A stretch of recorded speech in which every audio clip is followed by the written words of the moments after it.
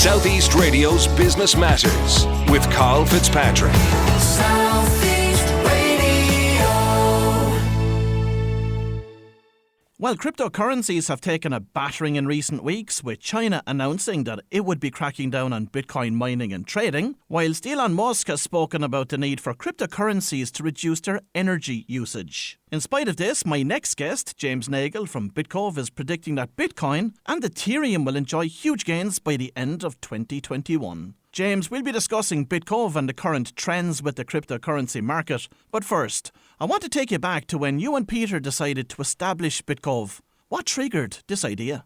Yeah, so I would have come across it, Bitcoin, during my Master's in Computer Science in UCC. So I came across it there originally, dug a little more into it, ended up purchasing, I think, €500, and then it just snowballed. Their interest from there grew.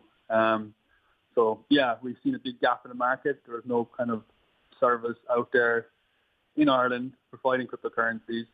So we set out to build our own platform and build Bitcove. So exactly what does Bitcove do?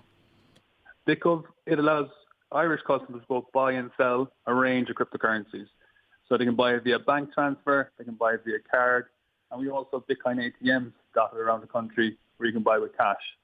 So what is the process for somebody that wants to purchase cryptocurrency?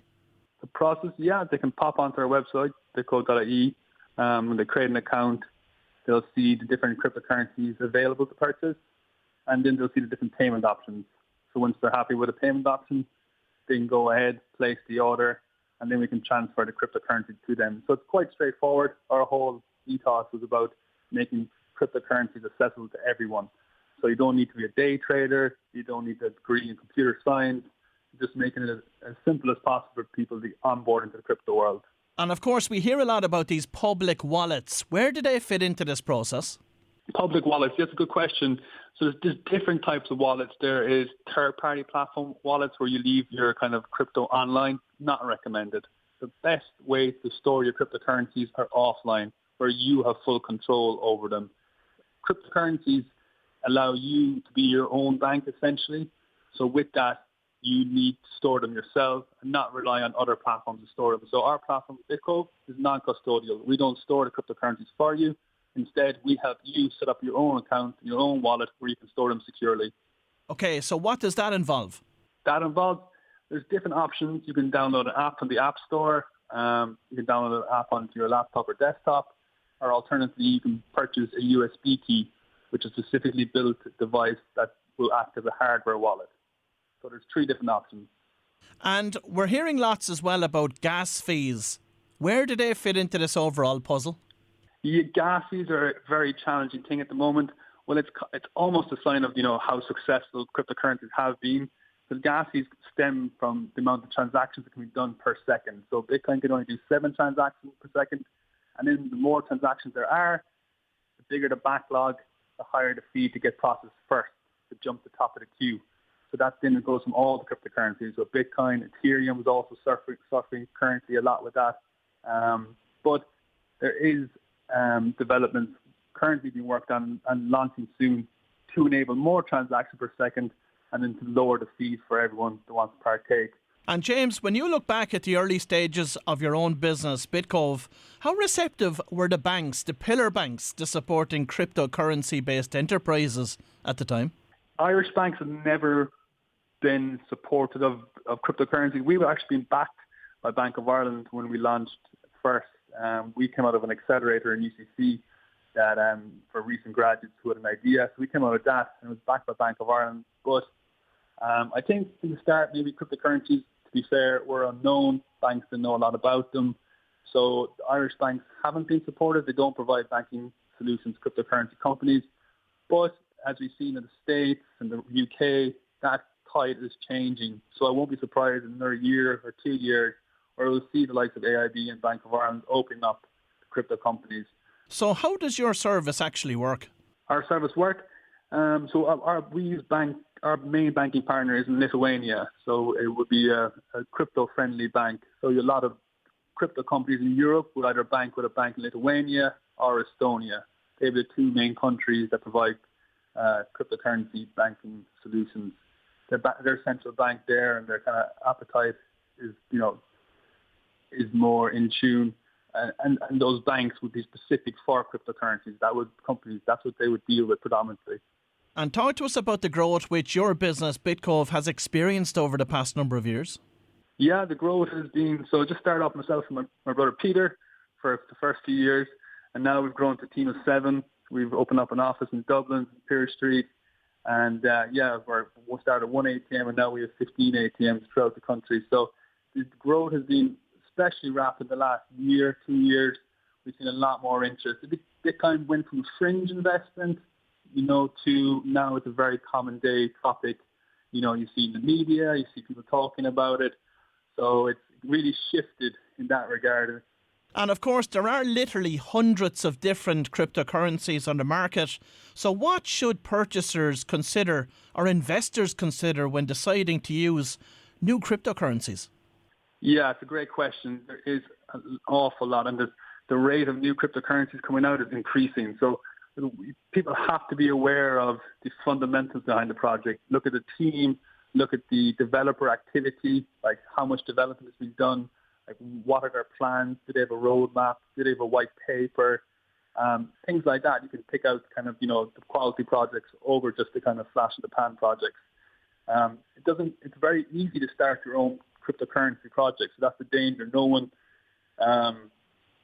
there to stop you. So our platform, we will only list like strong fundamental cryptocurrency projects, but other platforms you may be able to purchase coins that have no fundamentals or no real developer activity. So that's just something to be very careful of when you start into your kind of crypto investing. And of course, another consideration which has come on all of our radars in recent weeks by Elon Musk's tweet is in relation to the energy consumption of the mining of cryptocurrencies themselves. And depending on the cryptocurrency, they all differ in terms of the energy usage required to actually mine one of them. Provide us with an insight into that. And secondly, does it mean that those that are more energy efficient will be the big winners eventually? Yeah, it's an interesting debate. It really stems down to 2 different mechanisms or 2 different ways of getting to consensus. So there's proof of work, which is the mining algorithm that powers the blockchain, such as Bitcoin and Litecoin and Ethereum. And then you have proof of stake, which is uses a much less energy-intensive process. So that's Cardano will be the main proof of stake coin. So Bitcoin, like one of the benefits of it, it's so secure in terms of the amount of energy that's been consumed to secure the network. It's so high, it makes the network strong as a result. So in terms of changing transactions or any sort of altercation to the blockchain is near impossible. So yeah, that is both a negative and a positive. In terms of renewable energy, I think there's over 50% of renewable energy is being used to power Bitcoin miners in China. I think as in the next 7 years, it's going to go fully renewable energy. So that's the kind of that's the way it's going in general. So I don't see why Bitcoin would be any different to that. You look at Ethereum; they've decided to move away from proof of work and the mining, the high energy intensive, and move to proof of stake. So that's a big move for them, and they're planning to transition the next couple of months. I don't see Bitcoin doing that. I think Bitcoin will stay with proof of work because it is the most trialed and trusted. And Bitcoin's moved so large now. To switch over to something new like that would be a huge undertaking. And of course, in recent weeks, we have heard lots about the latest crypto crash fueled by China's refusal to accept existing cryptocurrencies.